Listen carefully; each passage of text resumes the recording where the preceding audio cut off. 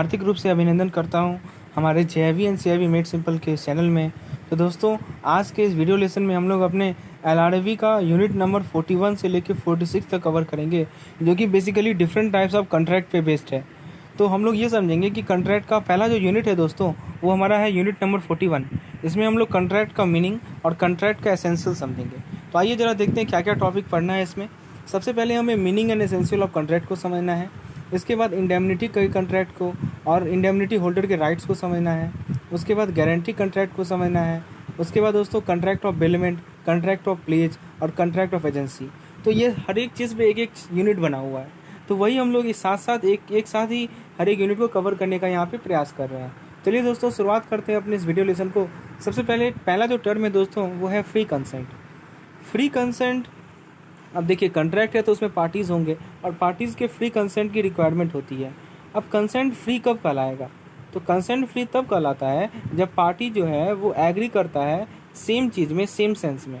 ठीक है, when all the party, जो भी पार्टी इन्वॉल्व है उस पार्टिकुलर कॉन्ट्रैक्ट में, सभी के सभी सहमत बना लें एक ही चीज़ से रिलेटेड, एक ही सेंस में, तो हम लोग कहेंगे कि कंसेंट जो है वो फ्री कंसेंट है। अब देखिए क्वेश्चन आपके सामने, as per the provision of Indian Contract Act the dash is free when the parties to the contract agrees to the same thing in the same sense।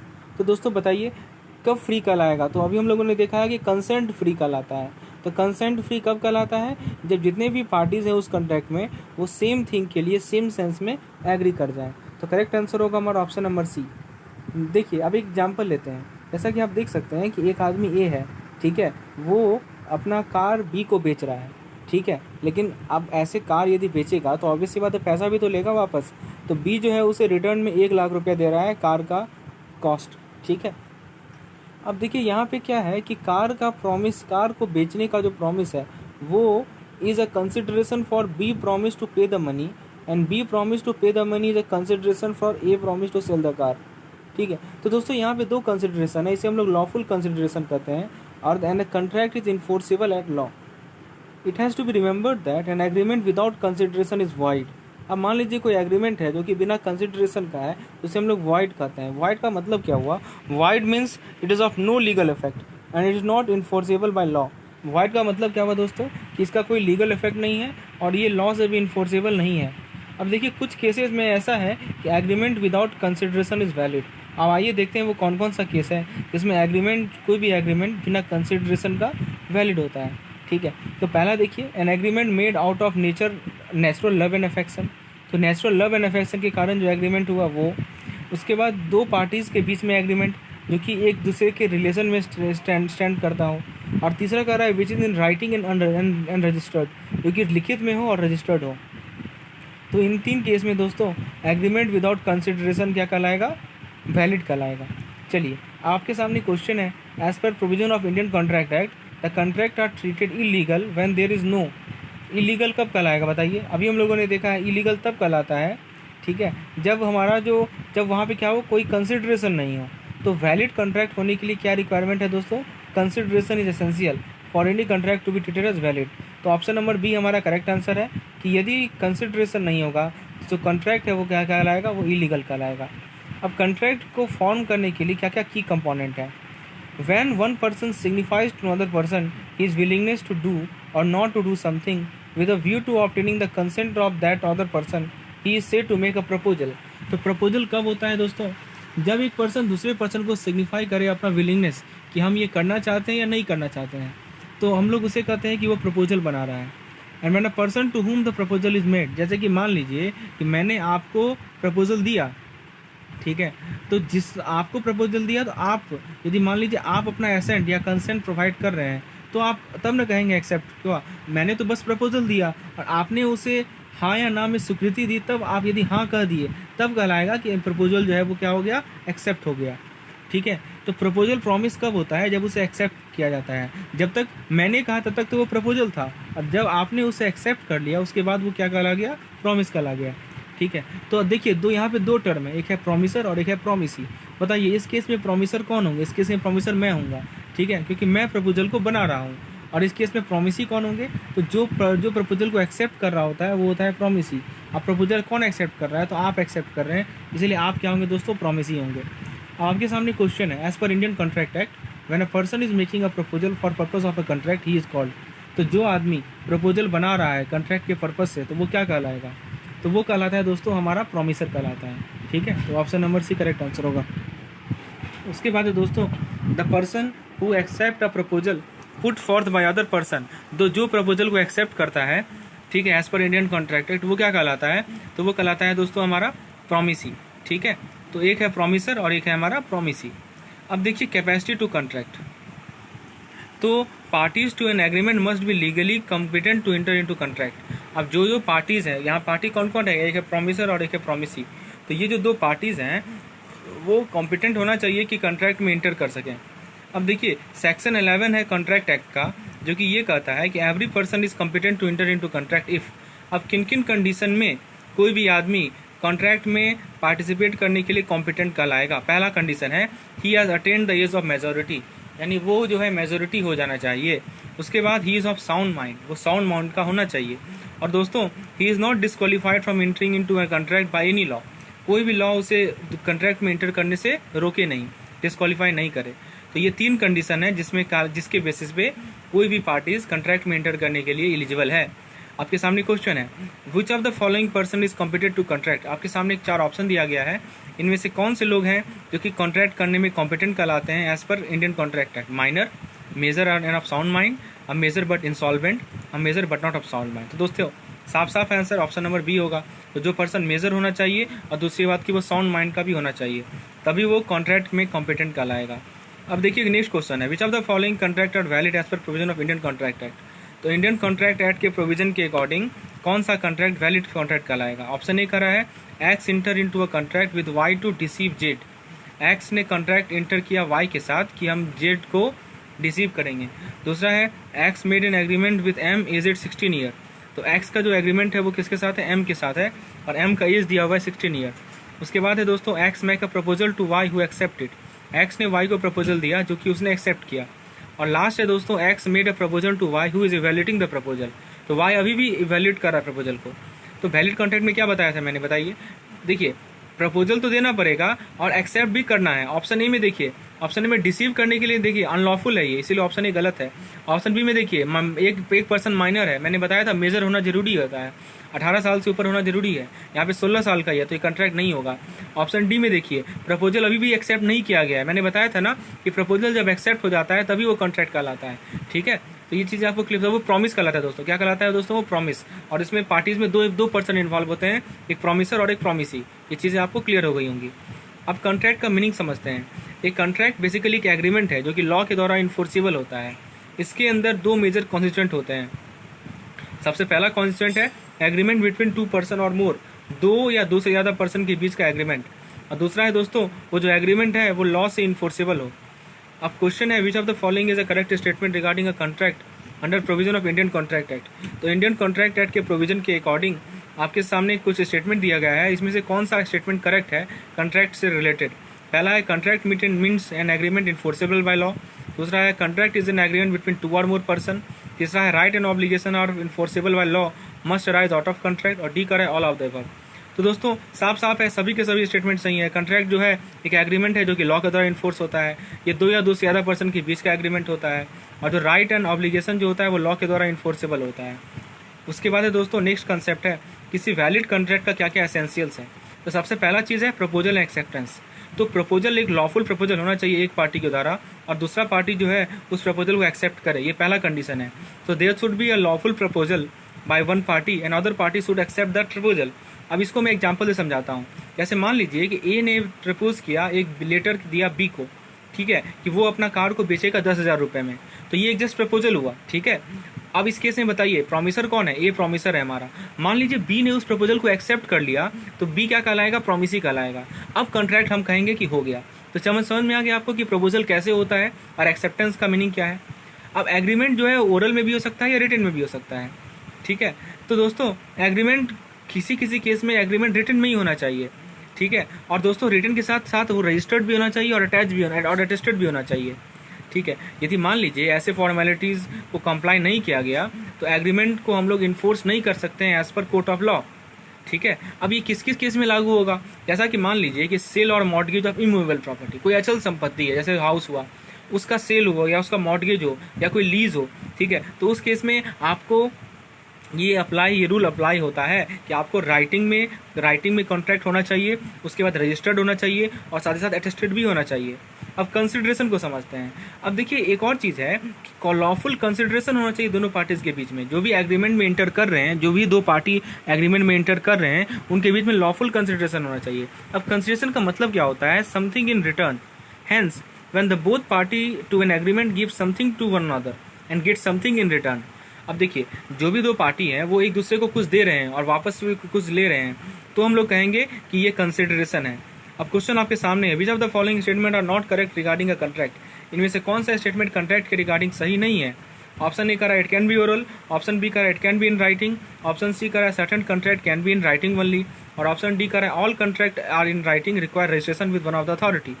तो देखिए ऑप्शन डी तो साफ गलत है, ऐसा तो नहीं कहा गया है। कॉन्ट्रैक्ट राइटिंग भी हो सकता है, ओरल में भी हो सकता है, ठीक है, और कुछ कुछ कॉन्ट्रैक्ट ऐसे होंगे जैसे कि मैंने बताया मॉर्टगेज हुआ, मॉर्टगेज ऑफ इमूवेबल प्रॉपर्टी, तो वो सब हमारे राइटिंग में ही होंगे, ठीक है। चलिए ये चीज़ क्लियर हो गई आपको, जिसका रजिस्ट्रेशन की रिक्वायरमेंट होती है।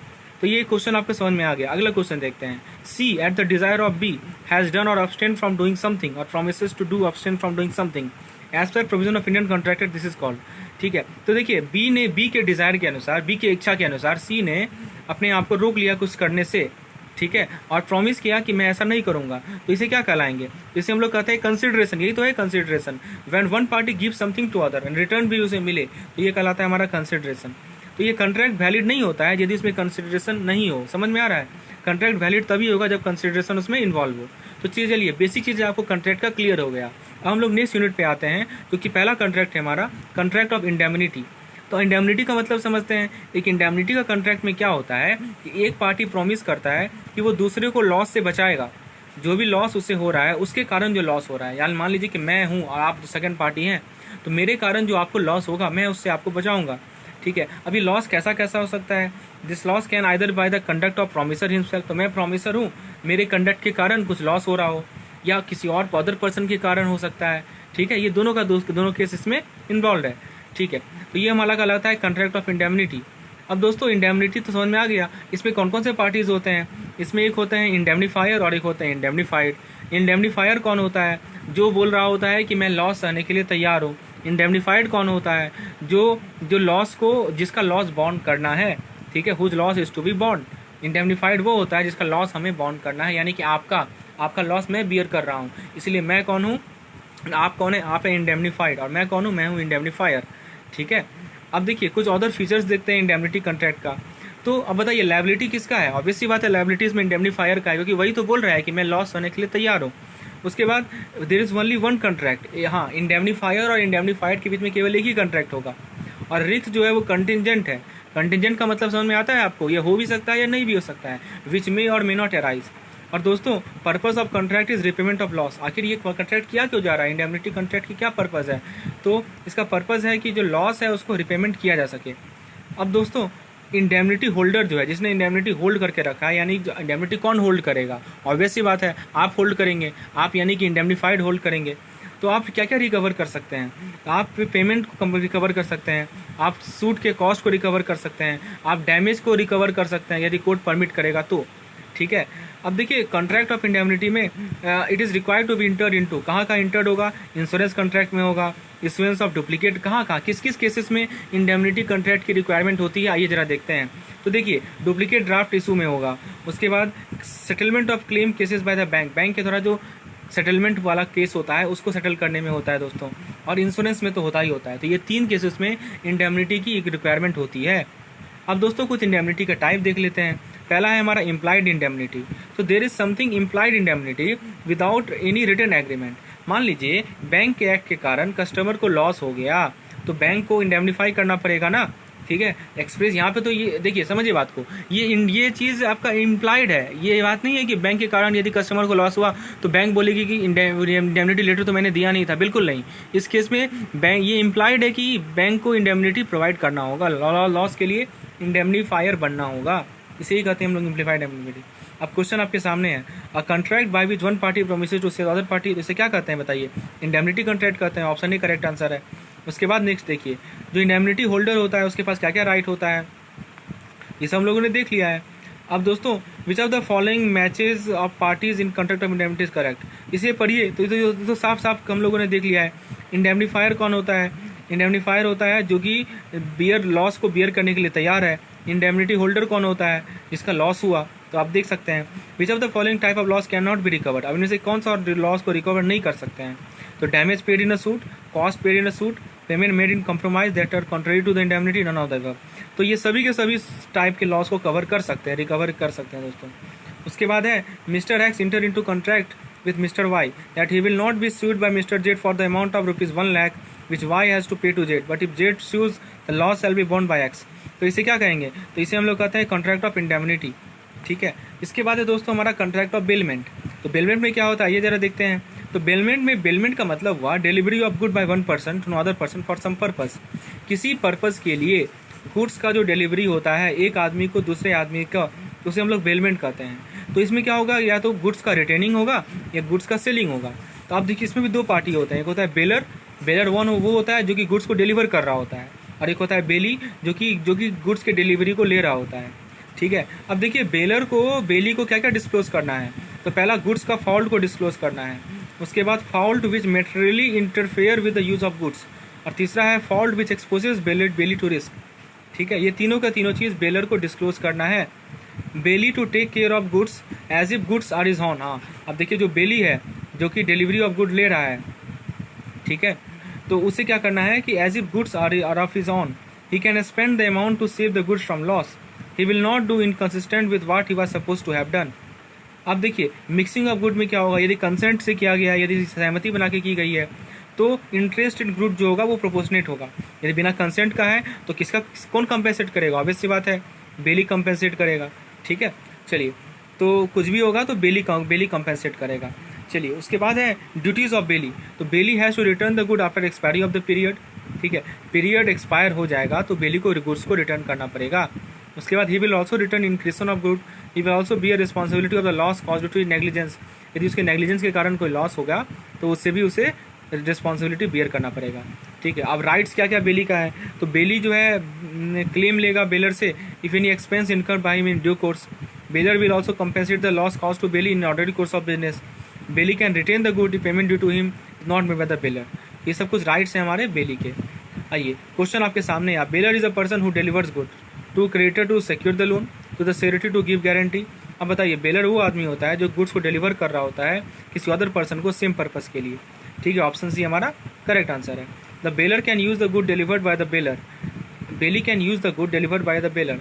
तो ये तो हम लोगों ने देखा है, as per the direction of the bailor और according to purpose for which goods have been delivered. मान लीजिए कि गुड्स डिफेक्टिव हैं और बेलर इस फैक्ट को डिस्क्लोज नहीं किया बेलमेंट के टाइम में, तो अब मान लीजिए कि गुड्स का लॉस हुआ तो कौन लायबल है? तो गुड डिफेक्टिव है और बेलर ने डिस्क्लोज नहीं किया तो ऑब्वियस सी बात है बेलर लायबल होगा। तो ऑप्शन डी हमारा करेक्ट आंसर होगा।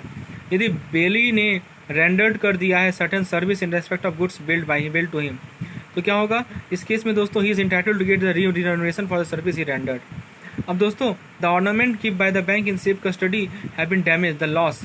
अब मान लीजिए कि कोई बैंक ने जो ऑर्नामेंट को सेफ कस्टडी में रखा था वो डैमेज हो गया, तो लॉस का क्या होगा? तो ऐसे केस में bailee take the adequate care and there is damage to the bailed good, the bailee is liable not liable for such loss. Bailee liable नहीं होता ऐसे लॉस के लिए। ठीक है, अब गारंटी के कॉन्ट्रैक्ट को देखते हैं। तो कॉन्ट्रैक्ट ऑफ गारंटी में 3 पार्टीज इन्वॉल्व होते हैं। तो 3 पार्टी कौन कौन से होते हैं? ठीक है, तो पहला होता है श्योरिटी, तो जो कि डिफ़ॉल्ट के केस में एग्री हो जाता है कि पेमेंट कर देगा। उसके बाद होता है प्रिंसिपल डेटर, जिसको पहले पेमेंट देना होता है। उसके बाद होता है दोस्तों सिक्योर क्रेडिटर, तो beneficiary to whom payment has to made, यानी जिस बेनिफिशियरी को पेमेंट देना है वो कहलाता है हमारा सिक्योर क्रेडिटर। अब 3 तरह के कॉन्ट्रैक्ट होते हैं। एक होते हैं प्रिंसिपल डेटर और क्रेडिटर के बीच में। तो श्योरिटी कौन होता है? डिफ़ॉल्ट होने पे जो गारंटर होगा वो पैसा देगा। प्रिंसिपल डेटर कौन होता है? जिसको पहले पेमेंट देना है। और सिक्योर क्रेडिटर कौन होता है? जिसको पेमेंट देना है आपको। तो एक प्रिंसिपल डेटर क्रेडिटर के बीच में, एक श्योरिटी और क्रेडिटर के बीच में, और एक है इम्प्लाइड कॉन्ट्रैक्ट है प्रिंसिपल डेटर और श्योरिटी के बीच में। अब देखिए कंसिडरेशन तो होना ही चाहिए, हम लोगों ने हर एक कॉन्ट्रैक्ट में देखा है। तो एक कंसिडरेशन पास्ट में हो सकता है, फ्यूचर में हो सकता है या प्रेजेंट में हो सकता है। ठीक है, एनीथिंग डन और promise made for benefit of principal debtor is sufficient consideration. अब देखिए कुछ अदर फीचर्स है कॉन्ट्रैक्ट ऑफ गारंटी का। तो जो श्योरिटी का जो लायबिलिटी है वो प्रिंसिपल डेटर के साथ को एक्सटेंसिव है। इसका मतलब क्या हुआ? प्रिंसिपल डेटर यदि डिस्चार्ज हो गया तो श्योरिटी ऑटोमेटिकली डिस्चार्ज हो जाएगा।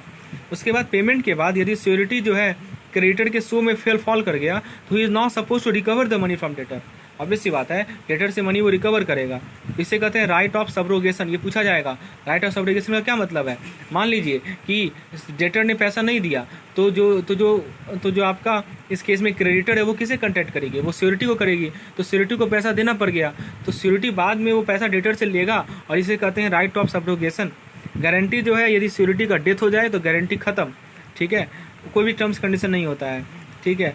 उसके बाद security discharge if security is release और change by the secured creditor without consent of security.